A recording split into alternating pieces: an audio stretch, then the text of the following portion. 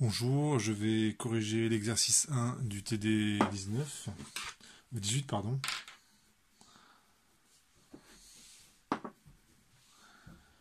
Donc c'est un petit exercice vraiment d'application directe du cours. On va calculer la force de la place sur le rail qui est ici. Donc il faut imaginer, là vous avez une partie du rail, là vous avez la deuxième partie, les deux rails.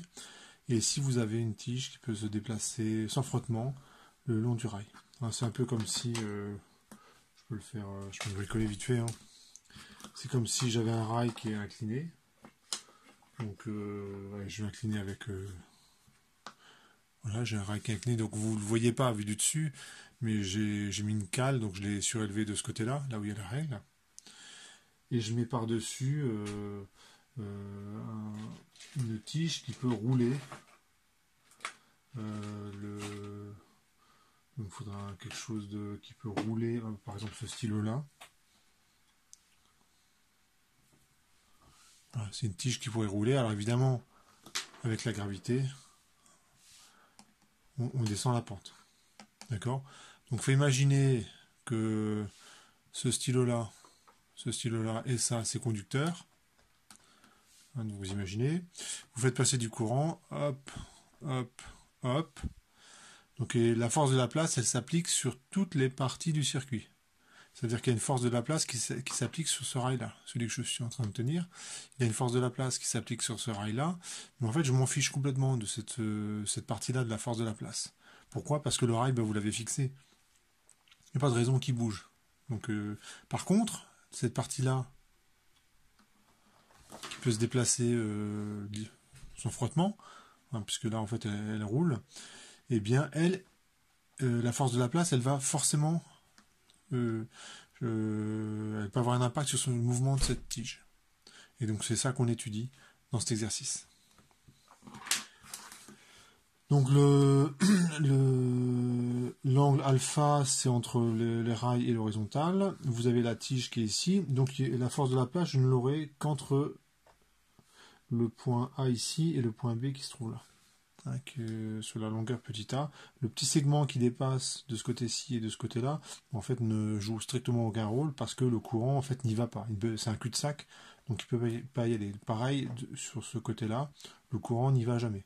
Donc il n'y a que cette portion-là où il y aura une force de la place. Donc, comme c'est un exercice de mécanique, je peux commencer comme ça, référentiel terrestre, supposé galiléen. Donc c'est le genre de manip qu'on ne peut pas faire par exemple dans une salle de cours, que j'aurais pu faire devant vous. Le système, c'est la barre, qui peut se déplacer sans frottement. Et dans le bilan des forces, vous avez le poids, qui est vertical. Vous avez la force de la place, alors je n'ai pas encore donné son expression, et la réaction du rail, qui est normale. Donc je vais la représenter... sur un schéma. Alors ce schéma-là, je vais faire une vue de côté. Donc vous imaginez que je regarde comme ça, dans cette direction-là. Donc ce que je vois, c'est ceci. Donc ça c'est l'horizontale. Donc l'alpha il est là. La tige, elle est ici. Et là vous avez le poids qui est vertical. La réaction du support,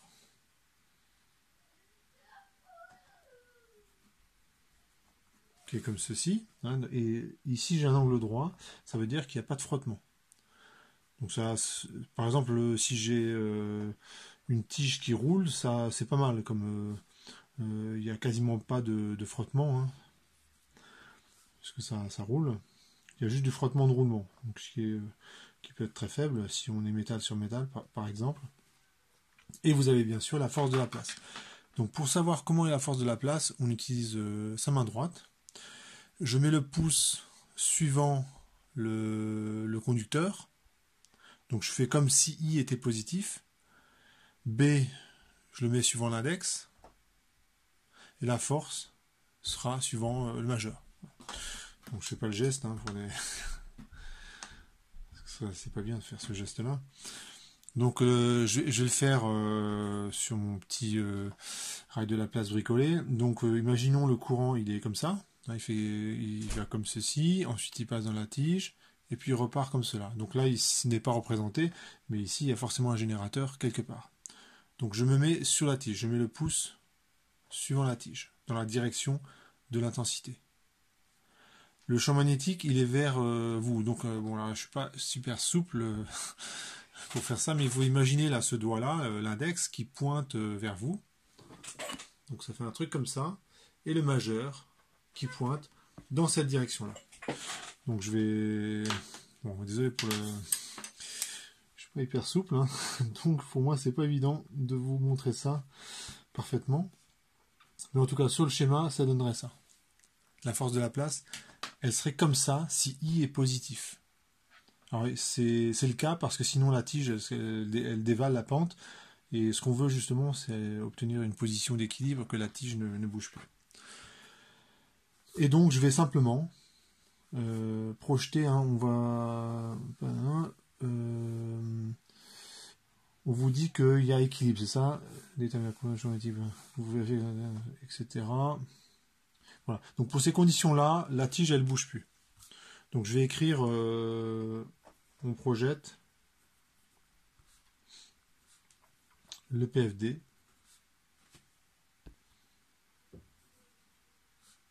selon l'axe.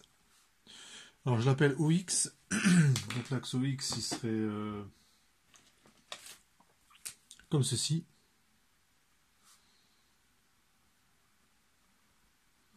Je le prends comme ceci.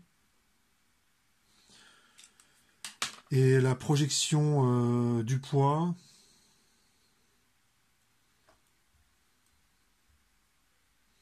c'est le projeteur orthogonal. Donc vous imaginez ce vecteur-là que je projette sur cet axe-là. Donc je vais donc le vecteur poids, quand je le projette, ça va donner cette partie-là, de là jusqu'à là. Donc ça va être en sinus alpha. Effectivement, plus alpha est petit, plus la projection va être petite. Donc c'est forcément en sinus alpha. Et il y a un signe moins parce que la projection, elle va être dans le sens opposé de l'axe des x. Donc ça donne mx seconde égale moins mg sinus alpha. La réaction du support a une projection qui vaut 0, parce qu'il y a un angle droit, plus la force de la place. Donc c'est... alors je vais l'écrire directement, et puis je détaille un petit peu. C'est I fois B fois la longueur entre A et B qui s'appelle petit a. Et c'est dans le sens positif. Si I est positif. Si I est négatif, donc ça change de signe, évidemment.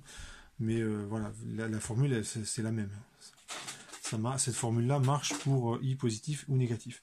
Et ce truc-là, normalement, c'est l'intégrale de A jusqu'à B.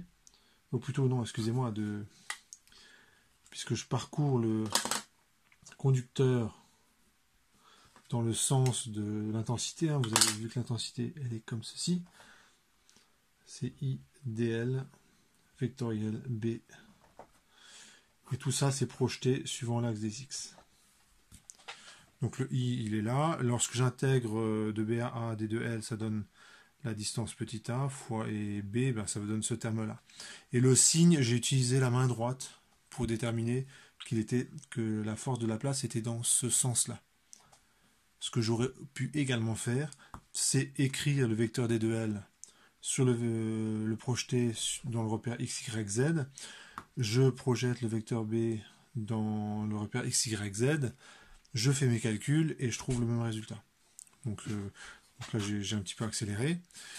Et à l'équilibre, eh ben, ce truc-là, il vaut 0. À l'équilibre. Donc j'en déduis forcément que B, ça vaut mg sinus alpha sur I fois A. Il n'y a plus qu'à faire une application numérique et on a le résultat en Tesla. Alors, je trouve 19 millitesla, donc 0,019 Tesla. Donc c'est petit comme champ magnétique. Un aimant un petit peu costaud, on peut arriver à 1 Tesla si on est tout près de l'aimant. Donc là, on est à peu près 50 fois plus petit, à peu près. Voilà pour cet exercice.